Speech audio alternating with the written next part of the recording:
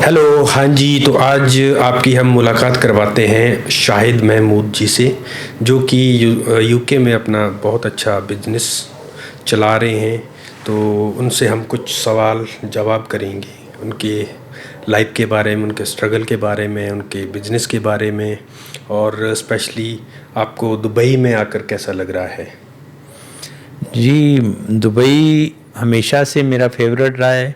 मैं बहुत दफ़ा यहाँ आया हूँ। पहली दफ़ा मैं 2006 में आया था फैमिली के साथ, तो हमने बहुत एंजॉय किया था। यहाँ का जो एक लाइफस्टाइल है बड़ा जदीद है, और मुझे जिद्दत हमेशा मेरी पसंदीदा जगह रही है। यहाँ की बिल्डिंग्स, यहाँ के रोड, यहाँ का सिस्टम मुझे बहुत अच्छा लगता है जब भी मैं आता हूँ। अभी भी तकरीबन 7-8 साल के बाद मेरा आना हुआ है यहाँ पे, दुबई आना हुआ है।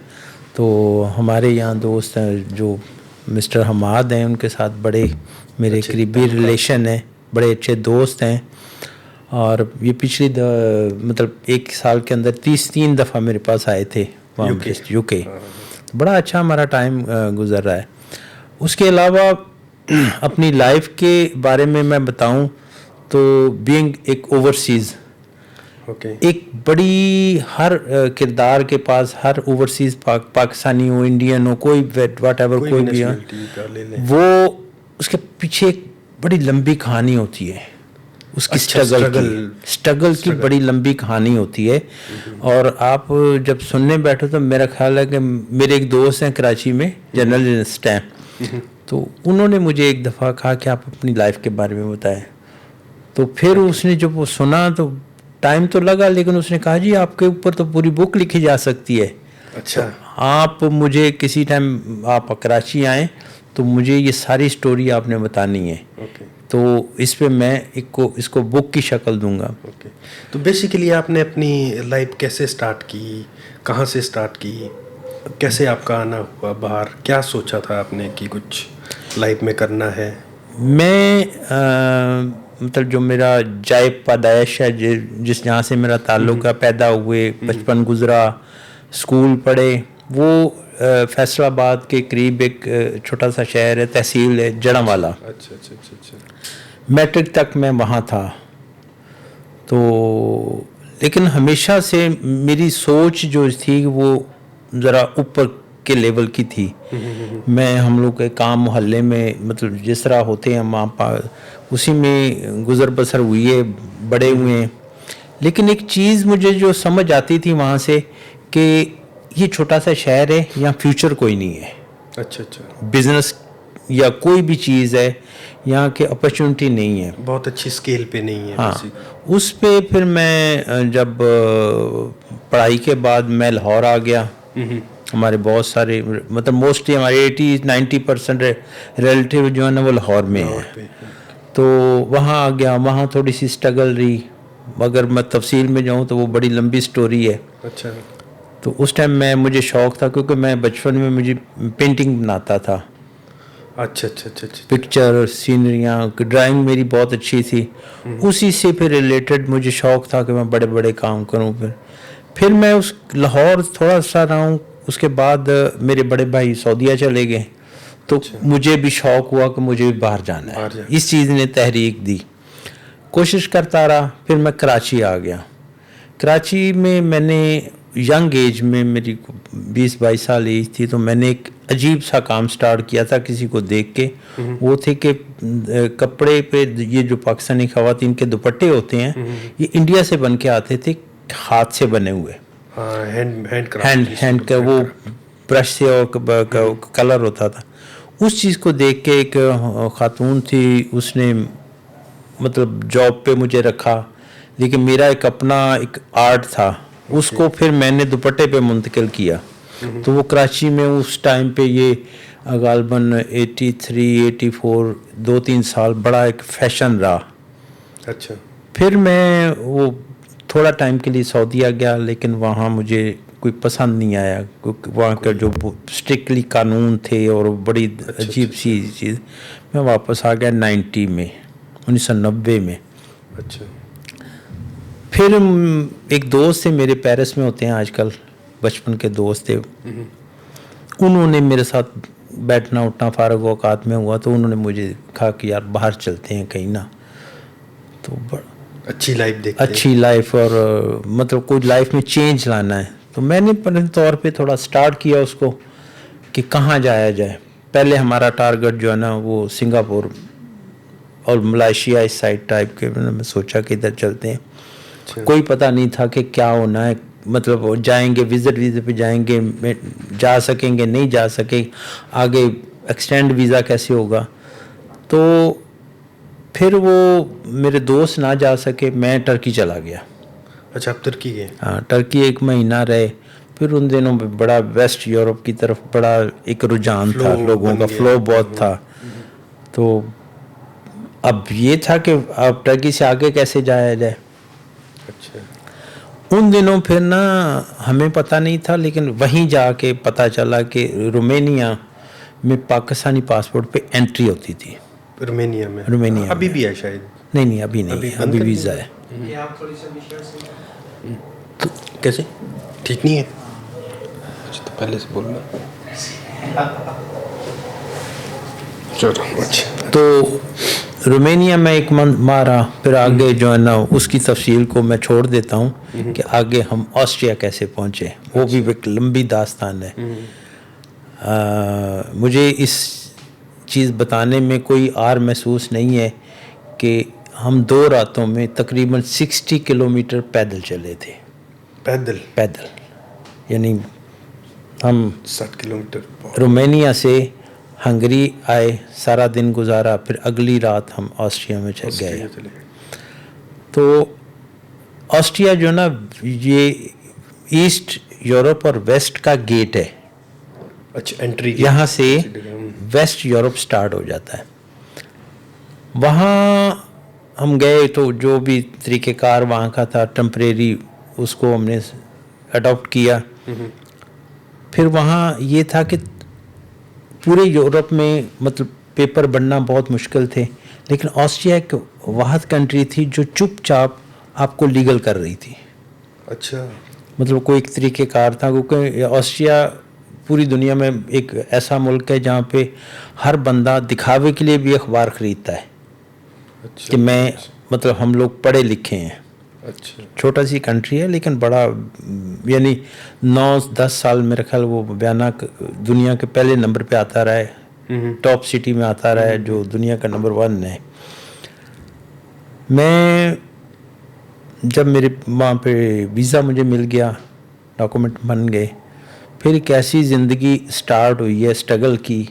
اور وہ کیا اسٹرگل تھی میں آپ کو بتاؤں تو.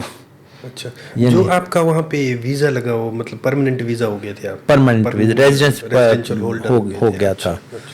پھر کیا نام ہے اس ٹائم وہاں برف بڑی پڑتی تھی.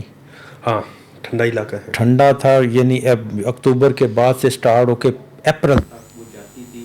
کوئی پتہ نہیں تھا کہ ویدر کا کیا ہوگا. اور میں نے ذاتی طور پہ -27 میں کام کیا. -27 ڈگری 15-20-25 یہ مدار ہوتا, برف کے ڈھیر لگ جاتے تھے. اور میرا کام تھا ہی گاڑی کا. مطلب کس طرح کا کام کرتے؟ ڈرائیونگ کا؟ وہ ہم لوگ نا کیونکہ وہاں پہ نیوز پیپر بہت زیادہ ہے. کیوں؟ اچھا یہ والے میں ٹھیک ہے.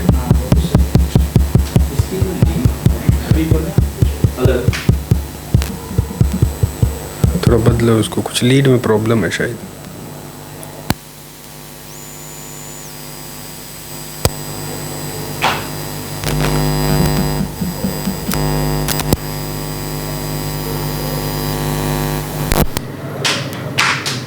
اب آ رہی ہے؟ صحیح ہے. وہ والا کیمرہ بھی صحیح کر دینا.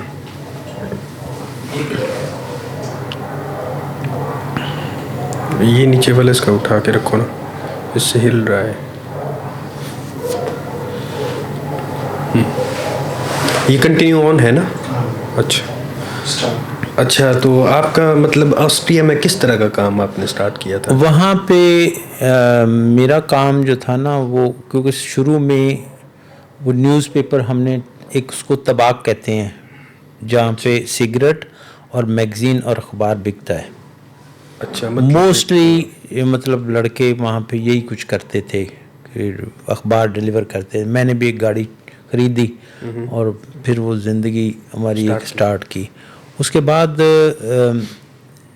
میں نے وہاں پہ وہ ایک DPD ہے, ڈائریکٹ پارسل ڈسٹریبیوشن, اس کی کمپنی میں نے کام کیا. میرے اپنی 2-3 گاڑیاں تھیں. مطلب ہر بندہ اسٹرگل کر کے تھوڑا سا آگے جاتا ہے. تو کافی پھر میری فیملی آ گئی, زندگی ایک روٹین میں چل پڑی. اسٹرگل تو پھر چلتی رہی ساتھ ساتھ, بہت زیادہ مطلب محنت کی, بہت زیادہ وہ چیزوں کا سامنا کیا. پتہ ہی نہیں چلا کہ 28 سال کب گزر گئے. 28 سال میں آسٹریا میں ویانا میں رہا. بہت بڑا ٹائم ہے. میرے بچے 2 پیدا ہوئے وہاں پہ آسٹریا میں. تو پھر مطلب ایک آسٹریا ہمیشہ مجھے نہیں اس چیز کا نہیں پتا کہ میری کیا فیلنگس تھیں. میں 28 سال اس ملک میں رہا ہوں, اور مجھے خاص کر گرمیوں میں جب میں باہر نکلتا تھا, مجھے وہ فضا جو ہے نا عجیب سی اداسی ہے وہاں پہ نا, سمجھ سے باہر ہے. یہ میرے مطلب میں نے گوروں سے بھی پوچھا ہے تو وہ بھی کہتے ہیں کہ یہاں کوئی ایسی چیز ہے جو آپ کو نا مطلب ایک خوش نہیں ہے, خوشنما ماحول نہیں ہے.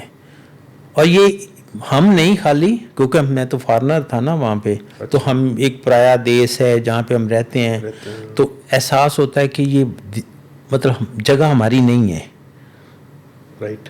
جیسے مطلب انڈین بھی ہیں, پاکستانی بھی ہیں, لوگوں کی ڈیتھ بھی ہو جاتی ہے, تو کوشش ہر بندہ یہ سوچتا ہے, کوشش ہوتی ہے کہ یار مجھے ڈیڈ باڈی کو بیک پاکستان یا انڈیا کہیں بھی لے جایا جائے.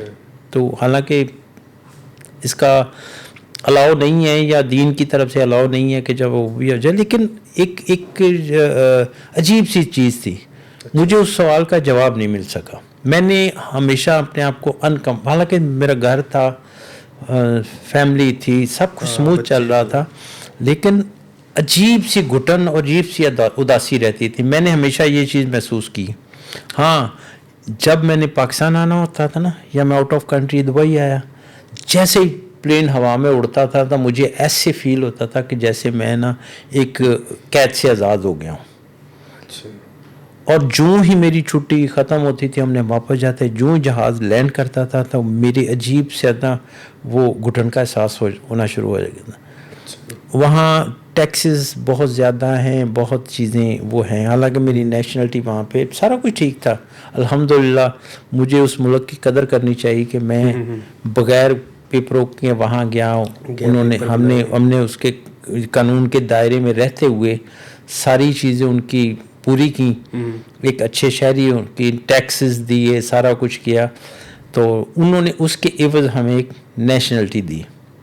تو میں ہمیشہ سے اس کنٹری کا احسان مند ہوں, ریگارڈ کرتا ہوں کہ یعنی جیسے ہوتا ہے بندہ اس کے سر پہ سائبان نہ ہو, بالکل, پھر ایک ایسا آپ کو تحفظ مل جاتا ہے کہ آپ دنیا میں کدھر بھی اینی ٹائم اگلے گھنٹے میں ٹکٹ لے کے جا سکتے ہو. یہ بہت بڑی جو ہے نا وہ چیز ہے.